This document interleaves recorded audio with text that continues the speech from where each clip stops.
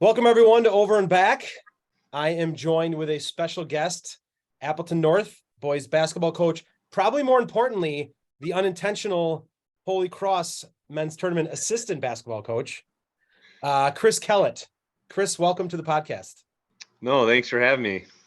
I know we've talked about this for a while. You obviously wanted to come on, so I'm glad that you're my first coaching guest, if you will. Yeah, no, I enjoyed listening to the takes all year, and you had some interesting things to say about Appleton North to start, and the Kaukauna game, obviously. So, just excited to talk about some things. Yeah, so we were talking just now before, and just let the listeners know you'll be on here again. This won't be the only time that you're on the podcast because I think we probably do have a lot to talk about. And I don't want to do a 3-hour podcast because it's a lot.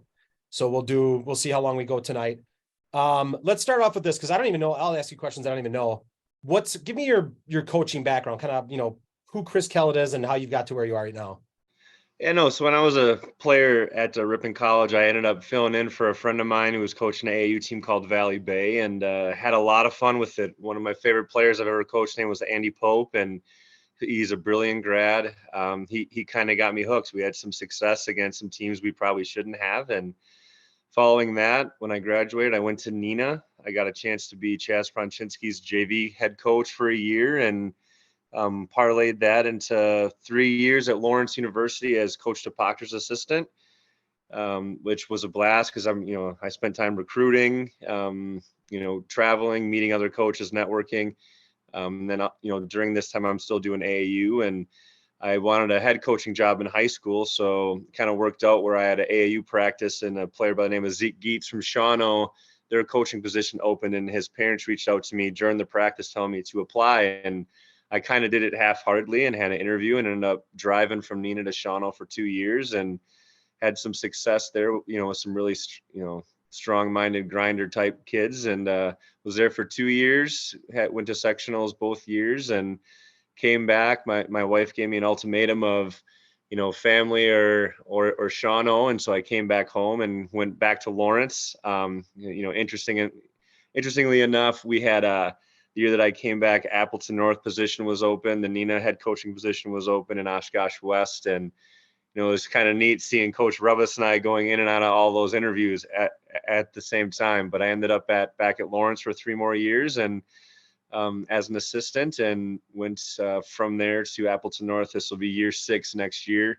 All the while coaching AAU up until my son was born, and he's about to turn 7. So Tyler Herro, Jordan McCabe, Keyshawn Justice team was my last group. So I had them for a couple of years, with Playground Warriors, spent about 5 years with them as well. So been around the block in AAU Division III basketball and then high school. So you played at Neenah, obviously. Yep. How were your teams when you were at Neenah? We were talented. We had a really huge class height-wise growing up. So in 8th grade, we started 3 guys at 6'3". One guy at about 6'1", and then our point guard Kyle Pope was about 5'10"ish.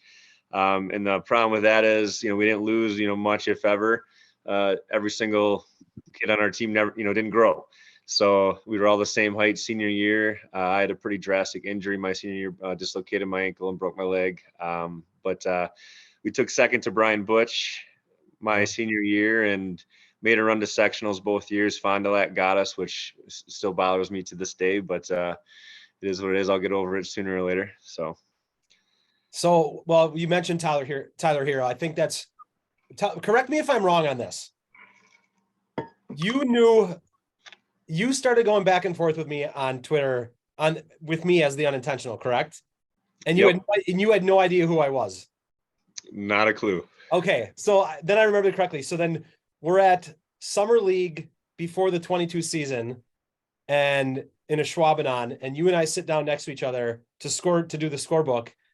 And obviously, my son Jameson, and you knew obviously that Jameson had a dad. And then I introduced myself and I'm like, oh yeah, by the way, I'm the unintentional. That was the first time you put it together, right? For sure. And okay. Donaldson, after that happened, Craig Donaldson was like, yeah, you're an idiot, Kellett. Like I, could have told you that. So no, I'm pretty oblivious to things, but it's always fun to have interaction on social media and keeping up with the times. Oh yeah. I mean, so obviously you and I have different takes on Herro. You coach him and you love Herro. We'll get to Herro later. What I'd like to do is I would like to end every podcast we do together. What who knows how often we'll do it. I want to end every podcast with a Tyler Herro story or a McCabe story, something from AAU. If you can gather up enough stories, I'm assuming you can. Oh yeah, that's okay. not a problem whatsoever. Okay, so we'll finish the podcast tonight with a Herro story. But yeah, I mean, so many people would go back and forth with me about Herro, and I fully admit he is playing way better than I ever thought that he would ever. Now you probably can say that you knew it because you coached him and you have a relationship with him, but I think it's surprising. He's a stud.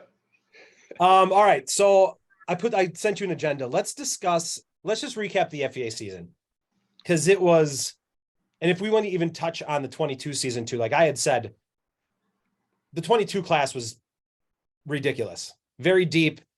The level of basketball, I think, was different in 22 than it was this past season. Would you agree? Yeah, I would argue that the star-studded power was bigger. There was more parity, but there was, I think, teams that generally struggled in years past were a lot more talented because those guys have been there a little bit longer and they were all coming back. So there's a fine line between, losing some stars like the Pavletskis of the world. Ice Emery had a terrific, senior year, losing guys like that. But then you bring back all the teams that struggled 2 years ago and they have their same starting five. They're all older, more mature, smarter, stronger. So brought in some interesting games throughout the year. And I think if anyone that watched the FEA basically realized that every team kind of went through their own personal ups and downs. So I will try not, I don't want to get you in trouble because you're a coach. So, but I've told you, I'm like, I don't want you to get yourself in trouble. So if I ask something that you don't want to answer, feel free to just not answer it, whatever. But I'll try to make it as simple as, and not, I won't dig too much.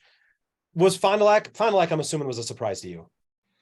Actually, no. So Coach Ford and I kind of went back and forth on this about mid-year. A lot of people don't realize this. We had a lot of close games early, and we were up 10 on them. And after the game, I was real frustrated. And he was talking to me about our team, and I was like, "Well, Ford, you can't tell me that no one thought you were going to win. I pegged you as a 1 or a 2 this year," and he didn't believe me. And I showed him a message that I sent to our athletic director to start, just because I have some friends down south where they go and play in the summer, and they did a really good job in the summer. And I think the world of Jamari Dalton. Obviously got a chance to coach him at Holy Cross.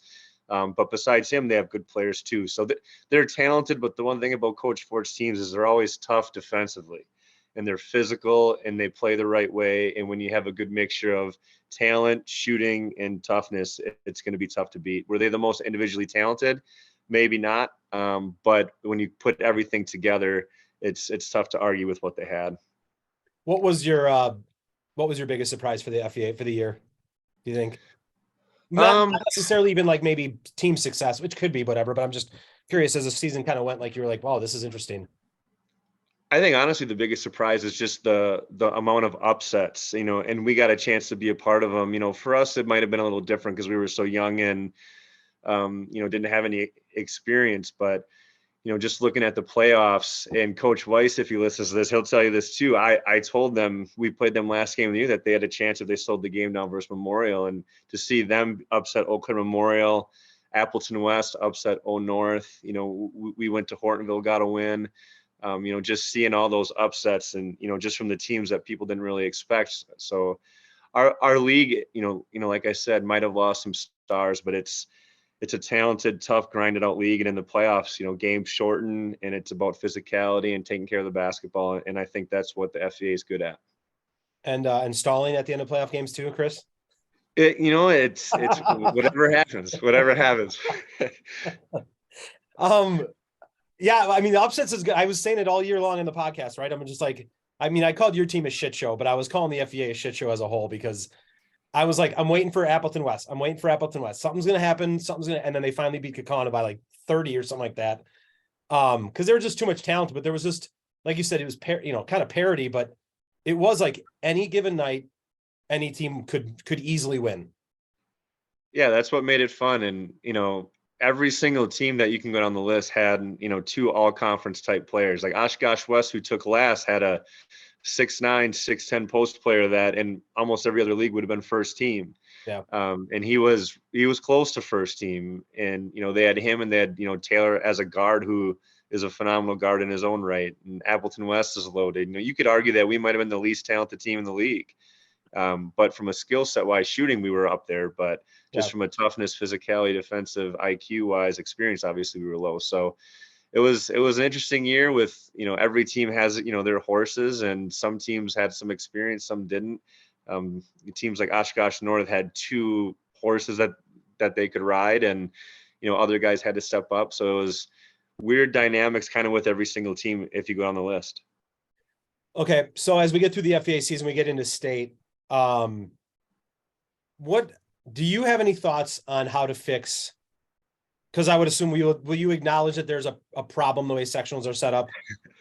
Yeah, no, to me, if I could fix anything, I'd probably make it like two gigantic regions and then seed both the regions. Okay. I think any given year the talent pool can shift. Back when I was playing, it was pretty much the Milwaukee schools down there. Madison Memorial was coming on, but nowadays they've shifted. There's been years where the FVA has had two state champions and teams from up here. So if I could do anything, the computer system has to be adjusted. The biggest thing with that, I don't know, have you ever heard of the Massey ratings? Oh yeah, I check out the Massey ratings all the time. Yes. So, to have that system in place that goes through everything, and you can actually see why and how and what everything is, and then you get to the actual rankings is pretty eye-opening. And to be told that if we beat a team that might be Division IV that had 15 wins, that would mean more than beating an Appleton East who's 500. Is they have scholarship kids in one of the toughest leagues in the state is not exactly right in my opinion. So that that should be adjusted. But just moving teams around, the talent's going to change every year. That's why if you have two regions, you should be pretty set on things. But they don't care about travel as much as they say. I mean, in my career at North, we've gone to Eau Claire North, we've gone to Hudson. Football had to go to Chippewa Falls and then Hudson this year. Travel's not the issue. So. Right. And they used to say, I know that travel was the issue. And I don't know how much they said anymore, but do you even know? I mean, I know you obviously just mentioned a couple of examples, but do you know specifically every single thing that computer system looks at? Because I know right away they don't tell you how it's weighted, right? Is that what it is? Yeah, so they've shared, and there's a couple contacts that I talked to. Mike Johnson, the former coach at O West, now he's at Neenah. He's an absolute analytic nerd. Love him to death. I actually just talked to him on the phone today, but he's kind of my go-to, and he sent out some projections, and it's just with half the teams from the FVA going into the same sectional, it's tough because you got teams where Neenah was probably robbed because they had one less game than Hortonville, and Hortonville lost to him twice. Now, granted, Hortonville had some really good wins outside of it, so you could argue both ways there. So it's just, yeah, it'd really be nice to have a way where the coaches could just have a Zoom meeting for 10 to 20 minutes and just talk after the seeds come out before it's finalized.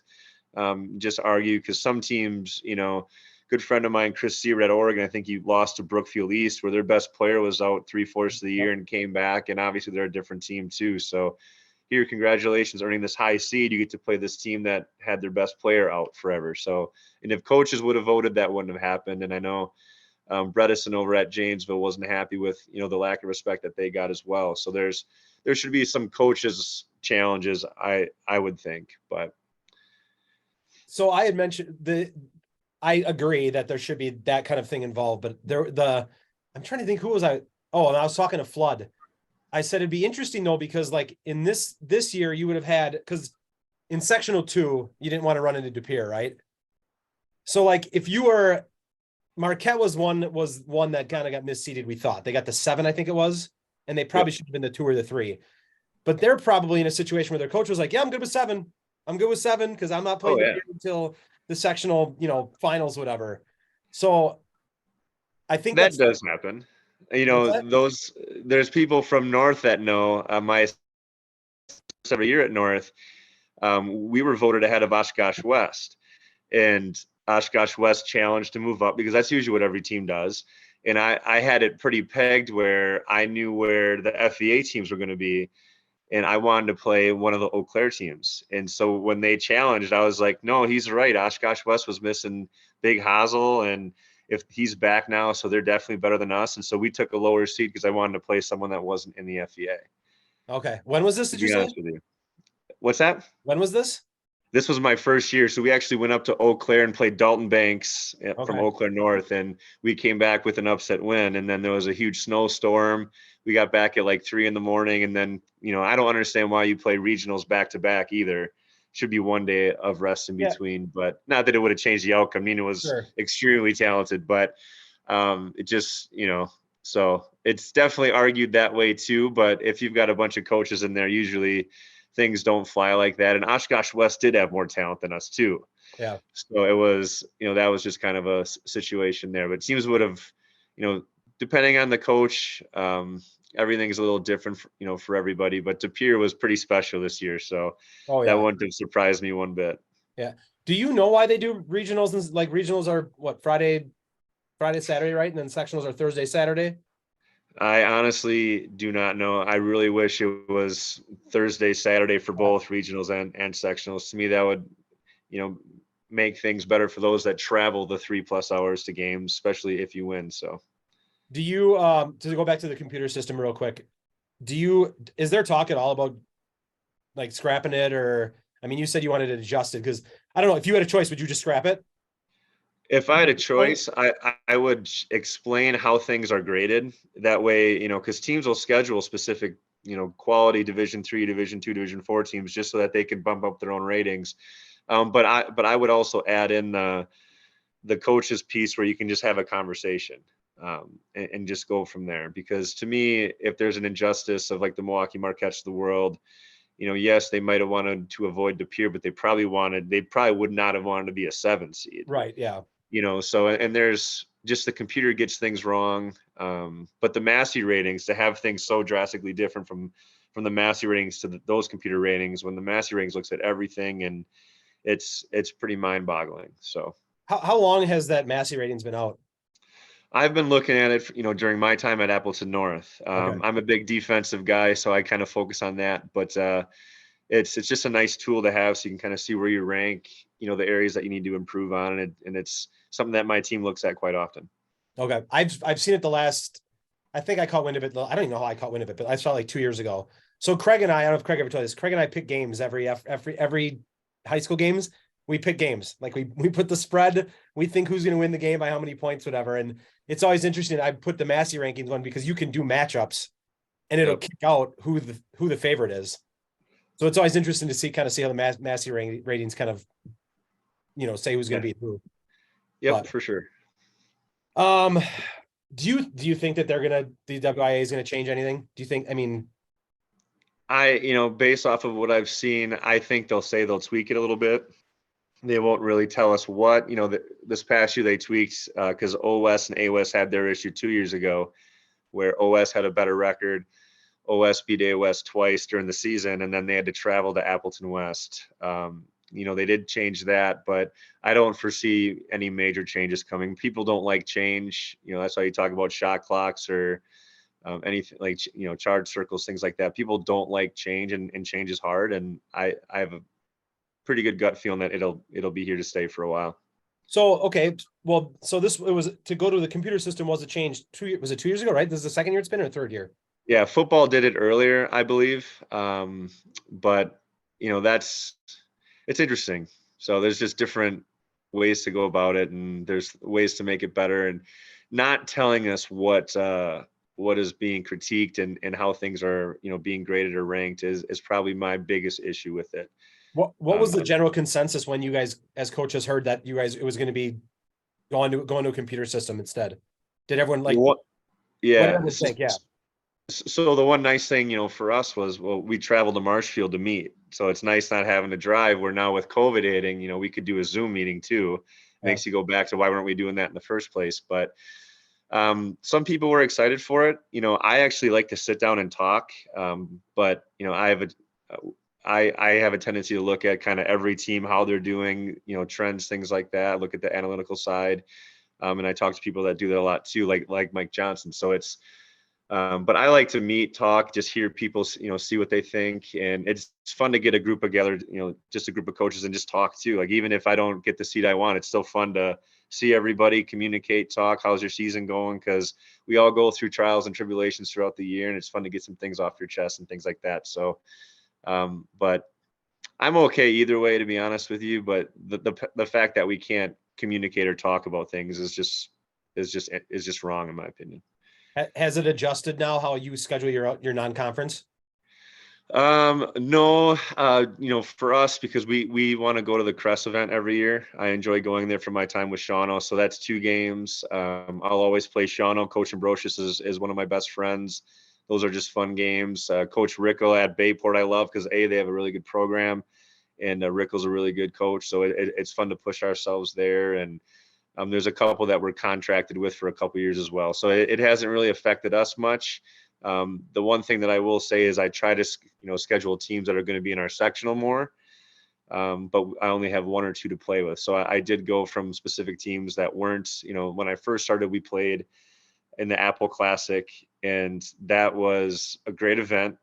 Our AD at the time, Nate Warner, and I sat down and talked, because I went to the meeting and we lost a game by, I think it was 3 or 4, our first game of the year. And every team used that against us at our seating meeting.